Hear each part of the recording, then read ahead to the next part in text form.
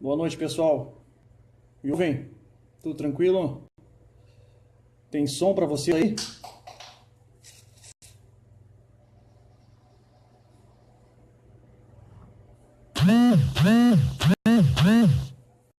Boa noite, vamos chegando.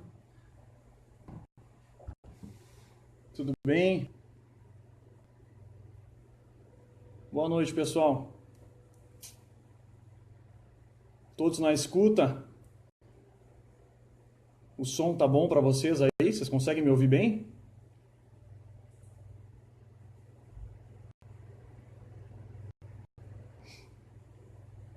Beleza, beleza. Que bom, pessoal. Então tá. Pessoal, vamos pensando. Ah, pode ser, professor. Pode ser que seja alguma coisa tocando aqui realmente, como se fosse mensagem. Eu não consegui fazer a live no outro celular, eu não sei por quê. Vou ter que fazer nesse. Mas, enfim, se pelo menos estiverem me escutando, já tá bom. Qualquer coisa vocês me avisam aqui por mensagem aqui, que eu tento ver o que aconteceu aqui, tá? A conexão tá ruim aqui em Santa Catarina, tá chovendo um pouco aqui em Palhoça, então talvez caia, mas enfim, vamos tentando, vamos chegando com calma. Se cair, qualquer problema aí, vocês me avisam aqui, se vocês pararem de me escutar, se acontecer alguma coisa, vocês me avisam que a gente retoma, tá? Bom, pessoal, boa noite, então, começando mais um tema nessa maratona de inovações jurídicas aí que o professor Davi André planejou para nós, né? Esse projeto aí que está agradando muita gente, né? Eu tenho ouvido bastante elogio e tem tido um alcance bastante alto, né? Saindo aí do Rio Grande do Sul, saindo da região sul, subindo para o Brasil inteiro, né? Estou vendo bastante pessoas elogiar esse projeto de inovações jurídicas, que é um projeto realmente louvável, porque trata de temas, né, que são novos e temas que têm muita chance de cair em concurso público, né, pela novidade. Então é sempre muito bom a gente estar ligado nessas inovações e o professor Davi, mais uma vez, está oportunizando que a gente estude junto, que a gente converse junto sobre esses temas. Então, de logo, eu queria agradecer novamente a oportunidade do professor Davi estar aqui conversando com vocês essa noite, né? Também gostaria de agradecer, pessoal, muito mesmo, pela repercussão positiva que teve o vídeo anterior, né? O vídeo acerca da síndrome de Dom Casmurro, né? Uma receptividade bastante grande, bastante visualizações. Então, eu queria agradecer a todo mundo que assistiu ao vídeo, todo mundo que comentou, todo mundo que mandou mensagem inbox para mim. Então, fiquei extremamente feliz, né, com a recepção. E vamos ver se a gente consegue, então, fazer mais um bom vídeo tratando de mais um tema novo, mais uma inovação jurídica. E vamos ver se esse vídeo aqui consegue alcançar uma repercussão maior ainda, tá, pessoal? Conto com vocês aí, mas desde logo agradeço, então, professor Davi, a oportunidade, e agradeço a todos que viram o vídeo anterior da Síndrome de Dom Casmurro e desde logo agradeço a presença e a atenção de todos nesta noite de segunda-feira. Bom, pessoal, o tema que eu vou tratar com vocês hoje diz respeito à teoria agnóstica da pena. Entretanto, pessoal, é impossível eu falar com vocês sobre a teoria agnóstica da pena sem antes tratar com vocês das teorias clássicas acerca das funções da pena, né? É impossível chegar numa teoria moderna como a teoria agnóstica sem antes traçar um paralelo, né, com as teorias clássicas. Então vamos dar início aí ao nosso encontro, vamos dar início à nossa conversa e vamos começar a falar então um pouquinho de teoria geral da pena, acerca das teorias, acerca das funções da pena, tá, pessoal? Bom, dentre as teorias mais clássicas, pessoal, nós temos aquela teoria que é a teoria mais comum, a teoria que mais cai em concurso, que mais cai em prova, que é a teoria legitimadora, né, também conhecida como teoria justificadora, né? As teorias justificadoras ou legitimadoras da pena são teorias, como o próprio nome já diz, que tentam legitimar ou justificar a aplicação da pena por parte do Estado, né? Essas teorias justificadoras, classificamente, são divididas em três: a teoria absoluta, a teoria relativa e a teoria unificadora, chamada de mista ou eclética. Vamos começar falando um pouquinho, então, Estão me ouvindo, pessoal? Travou aí para vocês? Travou? Virgínia Raimundo aqui me disse que travou. Travou para mais alguém ou estão me ouvindo? Me deem um sinal de fumaça aí. Travou ou estão me ouvindo?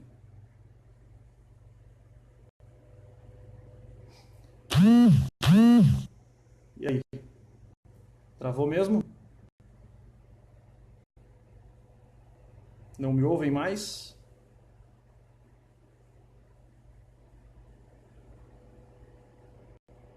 Ouvindo? Beleza, beleza. Então tá. Então vamos continuando, pessoal.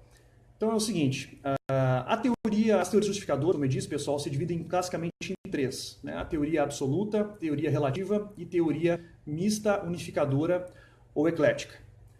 A teoria absoluta, pessoal, ela diz respeito à função retributiva da pena, a função de retribuir ao agente o mal causado com a infração penal.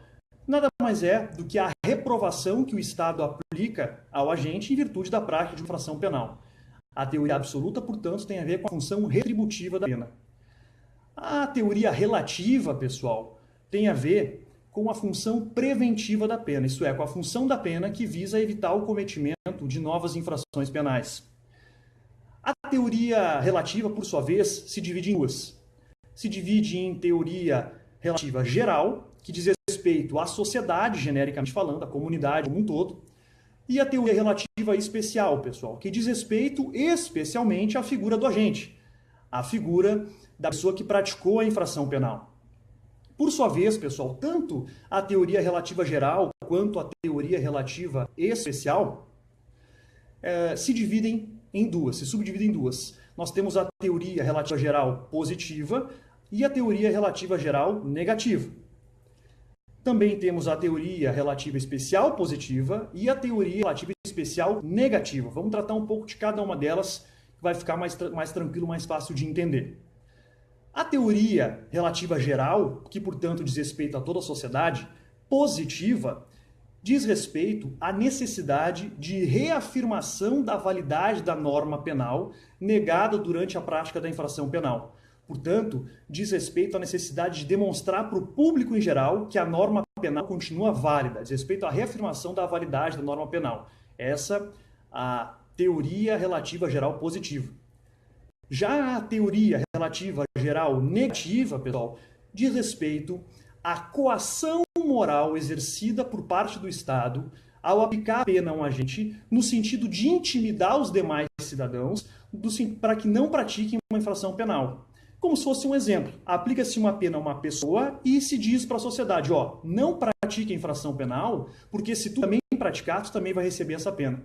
Essa, portanto, é a teoria geral, relativa geral, pessoal, negativa. Teoria relativa geral negativa, de intimidação, de coação moral. Dentre as teorias relativas gerais, pessoal, nós temos também, aliás, dentre as teorias relativas, nós temos ainda a teoria relativa especial. A teoria relativa especial, como eu falei para vocês, diz respeito a especialmente a pessoa do agente, a pessoa que praticou a infração penal. A teoria relativa especial positiva diz respeito à tentativa do Estado de ressocializar esse agente. Já a teoria relativa especial negativa diz respeito à neutralização do agente, ao encarceramento do agente, à colocação desse agente em situação de segregação social, de regra no sistema carcerário, no sistema prisional. Então, pessoal, tratamos até aqui duas teorias legitimadoras. Tratamos da teoria absoluta e da teoria relativa, tanto geral quanto especial. E ainda nós temos a teoria unificadora, chamada de teoria eclética, mista ou unificadora. Teoria legitimadora, chamada de teoria mista, eclética ou unificadora. Essa teoria, pessoal, congloba as ideias das duas anteriores. Portanto, essa teoria vai dizer o quê? Ela vai dizer que a pena tem duas funções, tanto uma função retributiva quanto uma função preventiva. A pena tem a função de reprovar o agente pelo mal causado e também de evitar o cometimento de novas infrações penais. Essa, inclusive, pessoal, é a teoria adotada pelo Código Penal brasileiro. Se a gente for dar uma olhada na dicção do artigo 59 do Código Penal, lá na parte final, nós vamos ver que ele fala claramente que a pena é aplicada com vista a evitar novas infrações penais, prevenir novas infrações penais, bem como de reprovar o agente pelo mal causado. Portanto, o Código Penal utiliza a teoria unificadora, mista ou eclética. Resumindo, pessoal, nós temos 3 teorias legitimadoras que visam a legitimar, a justificar a aplicação da pena. A teoria absoluta, que tem a ver com a retribuição, a teoria relativa, que tem a ver com a prevenção, e a teoria mista, unificadora ou eclética, que engloba as ideias das 2 anteriores. Essas são as teorias clássicas, são teorias legitimadoras, são teorias que visam, então, a justificar o ius puniendi estatal, o poder punitivo do Estado. Entretanto, pessoal, mais modernamente, tem se discutido no seio da doutrina penal e criminológica novas teorias. Teorias essas que criticam essa visão clássica acerca da justificação ou da legitimação da pena. Dentre essas teorias mais modernas, pessoal, dessas tendências mais modernas, justamente é que nós temos a teoria agnóstica da pena. Antes de tratar com vocês especificamente do que é a teoria agnóstica da pena, eu deixo claro o significado dessa palavra, pessoal, agnóstica. Agnóstica é aquela pessoa, pessoal, que acredita que fenômenos sobrenaturais não são possíveis de compreensão por meio da racionalidade humana. Portanto, são pessoas que acham desnecessária a discussão acerca de fenômenos metafísicos. São pessoas que não se preocupam com fenômenos metafísicos, sobrenaturais, porque dizem que são intangíveis por parte do conhecimento técnico-científico. Essa é a pessoa agnóstica. A teoria agnóstica da pena, pessoal, foi desenvolvida principalmente pelo professor Eugênio Raul Zaffaroni. O professor Zaffaroni, ao criar a teoria agnóstica da pena, o fez justamente com base em 3 fundamentos básicos, que são os fundamentos mais importantes que a gente tem que saber quando se fala de teoria agnóstica da pena. A teoria agnóstica da pena, pessoal, tem como fundamento número 1 a seletividade do direito penal. O professor Zaffaroni, pessoal, refere que o direito penal faz incidir a sua força punitiva com muito mais rigor e na maior parte das vezes, sobre apenas determinada parcela da sociedade que pratica infrações penais. Enquanto outra parcela da sociedade que também pratica infrações penais não recebe a mesma atenção do direito penal. E é verdade, pessoal. Todos nós sabemos que o direito penal faz incidir a sua força punitiva com muito mais rigor, com muito mais violência, sobre pessoas, via de regra, pobres e moradoras de favelas. Outras pessoas, pessoal, que praticam, por exemplo, crime do colarinho branco, muitas vezes não chegam a receber sanção penal. Então, o primeiro motivo pelo qual o professor Zaffaroni cria a teoria agnóstica da pena é em virtude desta seletividade do direito penal, que somente faz incidir a sua força punitiva sobre uma parcela da sociedade, sobre outra não. O segundo fundamento, pessoal, que é base da teoria agnóstica da pena, segundo o professor Zaffaroni, é que a pena não cumpre as suas funções declaradas. Ou seja, a pena não cumpre aquelas funções que as teorias legitimadoras dizem que cumpre. Ou seja, a pena não consegue nem reprovar o agente pelo mal causado, não consegue retribuir o mal causado ao agente e muito menos consegue evitar novas infrações penais. Portanto, pessoal, a pena não consegue nem ter uma função retributiva e nem ter uma função preventiva.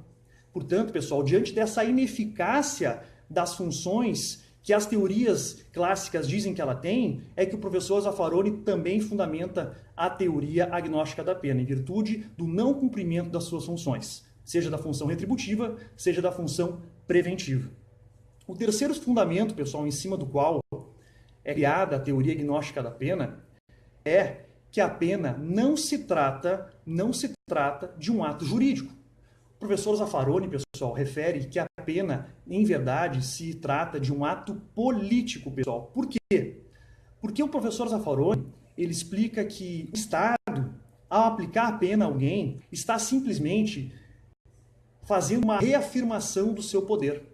O Estado, quando aplica uma pena, está simplesmente reafirmando o poder estatal, como se fosse uma declaração de guerra. E, portanto, pessoal, a pena tem uma natureza estritamente política e não jurídica. Segundo o professor Zaffaroni, tratar a pena como um ato jurídico, pessoal, é perder tempo, porque a pena não cumpre funções jurídicas. A pena não cumpre aquelas funções de prevenção. A pena, portanto, não é um ato jurídico. A pena, segundo o professor Zaffaroni, é um ato político.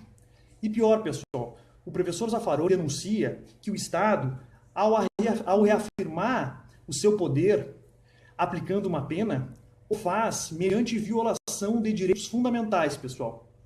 E não pensem vocês que a violação se dá única e exclusivamente com relação aos direitos fundamentais do apenado, que, via de regra, fica em situação carcerária deprimente, em presídios extremamente superlotados, muitas vezes sujeito a chacinas como essa que a gente viu no norte do país semana passada.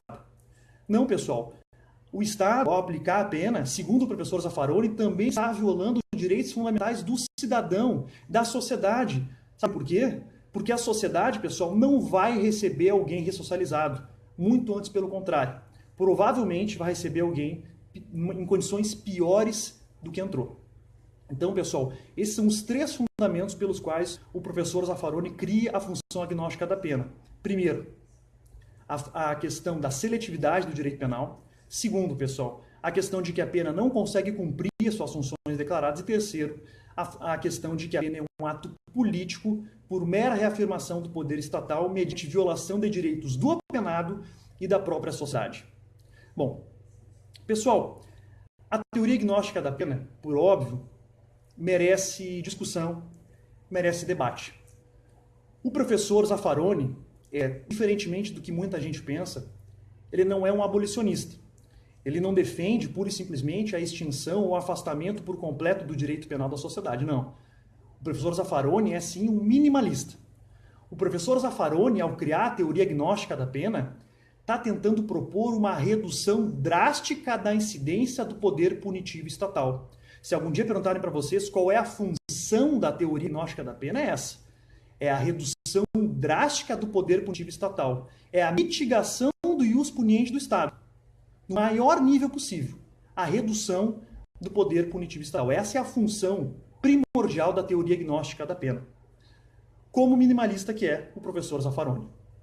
Agora, pessoal, essa teoria, como eu disse para vocês, merece ser discutida, principalmente por algumas questões importantes na realidade brasileira. A gente não pode simplesmente, por mais verdadeira que seja essa teoria, e por mais que ela denuncie questões que efetivamente acontecem no atual sistema punitivo brasileiro, principalmente, a gente não pode simplesmente achar que essa teoria pode ser aplicada indiscriminadamente no Brasil, ou em outros países subdesenvolvidos com um nível de criminalidade elevadíssimo, como é o país, como é o Brasil. O professor Zaffaroni, pessoal, ao criar a teoria gnóstica da pena, ele trabalha com um modelo ideal de Estado, com o modelo ideal de nação. E que modelo ideal é esse? O modelo ideal de nação, de Estado, pessoal, é aquele modelo em que nós temos, de um lado, um Estado de direito inchado, hipertrofiado, cumpridor de suas funções, e um Estado de polícia pequeno, irrelevante. O que são, pessoal, o Estado de direito e o Estado de polícia? O Estado de direito, pessoal, é o Estado promotor de políticas públicas humanistas, garantistas dos direitos dos cidadãos, promotor de políticas públicas na área da saúde, na área da educação, na área da segurança pública, promotor daquilo que em criminologia a gente chama de prevenção primária, pessoal. Aquilo que se faz antes da prática da infração penal, na base da sociedade. Esse, pessoal, é o Estado de direito. O Estado de polícia, pessoal, é o Estado responsável justamente pela aplicação da pena. É o Estado, em última instância, pessoal, responsável pela limitação e pela restrição de direitos dos cidadãos. O professor Zaffaroni, pessoal, ao trabalhar com a teoria gnóstica da pena, ele refere que essa teoria teria aplicabilidade perfeita em países em que nós tenhamos uma harmonia gigantesca entre o Estado de Direito e o Estado de Polícia. Ou seja, em países que nós tenhamos um Estado promotor de políticas públicas e, portanto, que não necessita aplicar tanta punição. Entretanto, pessoal, a gente não pode considerar o Brasil como um Estado ideal. O Brasil certamente não é um modelo ideal. A gente não tem aqui uma harmonia plena entre Estado de Direito e Estado de Polícia. Ao contrário, pessoal, pessoal, enquanto o professor Zaffaroni defende que a teoria gnóstica da pena seja aplicada em modelos ideais de Estado de Direito e Estado de Polícia, no Brasil nós temos o contrário. Ao invés de nós termos um Estado de Direito, pessoal, cumpridor de suas funções, isto é, promotor de políticas públicas, o que nós temos é um Estado de polícia muito inchado, muito hipertrofiado. Ou seja, aqui no Brasil, o poder punitivo do Estado é muito maior do que o seu poder de promover políticas públicas. Portanto, pessoal, a teoria gnóstica da pena, em que pese seja louvável só pelo simples fato de ela criticar e denunciar o fracasso do atual modelo punitivo, não pode simplesmente ser aplicada indiscriminadamente no Brasil e em nenhum outro país subdesenvolvido e com um nível de criminalidade bastante alto. É claro, pessoal, o atual modelo punitivo do Brasil fracassou. Não há dúvida nenhuma de que o sistema carcerário brasileiro entrou em estado de falência. Não há dúvida nenhuma disso, pessoal. Vide o que aconteceu semana passada no Norte, pessoal. O atual sistema carcerário do Brasil entrou em colapso. Não há como piorar. As cadeias, pessoal, estão superlotadas. Os presos, pessoal, de maneira alguma conseguem se ressocializar no sistema carcerário brasileiro. O pequeno criminoso sai grande criminoso. O grande criminoso sai um criminoso maior ainda, pessoal. O sistema carcerário do Brasil, portanto, pessoal, fracassou. Aliás, o atual sistema punitivo brasileiro fracassou. Entrou em falência. Pessoal, o que menos se consegue fazer no sistema carcerário brasileiro é evitar a prática de infrações penais, de novas infrações penais. É só a gente visualizar, pessoal, os índices de reincidência do Brasil, que são gigantescos. São gigantescos. Então, pessoal, por óbvio, a teoria gnóstica da pena é importante só pelo simples fato de ela propor uma discussão acerca do atual modelo punitivo que nós temos no Brasil e em outros países. Entretanto, ela não pode ser vista como possível de aplicação imediata. Ela tem que ser trabalhada, ela é louvável, ela tem que ser discutida, pessoal, porque realmente o sistema carcerário do Brasil está falido. Realmente, a pena não cumpre as suas funções autodeclaradas. A pena não retribui o mal causado pela gente. E muito menos a pena não previne novas infrações penais. De jeito nenhum. A pena realmente, pessoal, recai, na enorme maioria das vezes, apenas sobre pessoas pobres. Pessoas ricas, via de regra, dificilmente ficam presas no país. Em que pese a Operação Lava Jato esteja mostrando o contrário. Tomara que continue assim, pessoal. Porque do jeito que está, a situação tende a piorar. Bom, pessoal, essa foi a minha conversa com vocês sobre a teoria gnóstica da pena, essa teoria desenvolvida pelo professor Zaffaroni, né? Eu espero que todos vocês tenham entendido, então, as bases fundantes dessa teoria, né? Que são aqueles 3 pilares em relação à seletividade, ao não cumprimento das funções da pena e ao fato de a pena ser um ato político e não jurídico. E espero também que o vídeo de hoje sirva para nós debatermos um pouco mais sobre o atual modelo punitivo do Brasil, sobre o atual sistema carcerário brasileiro. Eu, mais uma vez aqui, pessoal, agradeço profundamente a atenção de todos vocês, agradeço profundamente a oportunidade que o professor Davi está dando, novamente me coloco à disposição e espero que todos tenham entendido. Se puderem me dar um feedback já nesse momento, aí, se ficou alguma dúvida, se eu preciso retomar algum ponto, é uma parte bastante teórica, né, da matéria, então eu sei que é de difícil compreensão, né? Eu, quando tive essa aula, principalmente em cursinhos online, tive que voltar várias vezes, né, para conseguir entender, e principalmente aquelas classificações das teorias justificadoras da pena, né? Eu sei que é bastante teórico, é bastante coisa, mas o vídeo vai ficar gravado à disposição de todo mundo. Quem quiser fazer um resumo, né, dessa matéria, ela é muito importante. Ela é muito importante. Tem caído bastante em concurso e eu acho que com os fatos ocorridos atualmente, pouco tempo atrás, a tendência é cair mais ainda. Eu acho realmente que esse é um tema que merece ser discutido e merece cada vez mais atenção de nós, operadores do direito.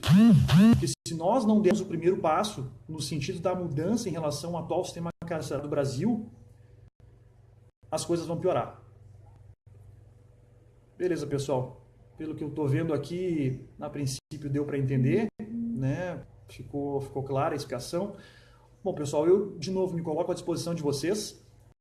Eu recebi várias mensagens em box aí, né, sobre o vídeo anterior. Gostaria de dizer que me emocionei com algumas mensagens, pessoas me dizendo que a minha mensagem foi motivadora, e eu gostaria de dizer que vocês também me motivaram com as mensagens de vocês. E o professor Davi também me motivou muito com essa oportunidade. Então eu agradeço profundamente a oportunidade, professor Davi, mais uma vez, agradeço profundamente a atenção de todos. Qualquer dúvida, estou à disposição e estamos juntos, pessoal. Eu já passei por isso que vocês estão passando e qualquer dificuldade, qualquer dúvida, podem vir falar comigo aí. Pessoal, muito obrigado, uma ótima semana a todos, tenham todos uma excelente noite. Tchau, tchau.